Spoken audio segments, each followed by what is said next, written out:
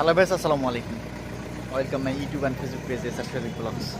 তো কথা হচ্ছে, যাচ্ছিলাম বাড়িতে যাওয়ার পথে দীর্ঘ 3 কিলোমিটার জাম। তো এই অবস্থায় আমরা এখন গাড়ি থেকে নেমে দাঁড়ায় আছি। কি করার কিছু নেই। ওই যে মুমিনের হাতে আবার ডিম। গাড়ি জামে আটকা পড়ে আছে। আমরা নাস্তা করার শেষেও গাড়ি এখন আসতে পারিনি আমাদের এখানে।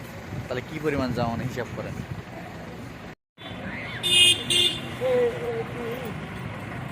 চলে আসবে।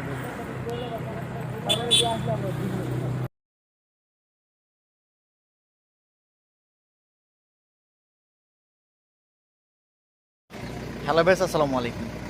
Welcome my YouTube and Facebook page S R Sharif vlogs. তো কথা হচ্ছে, যাচ্ছিলাম বাড়িতে যাওয়ার পথে দীর্ঘ 3 কিলোমিটার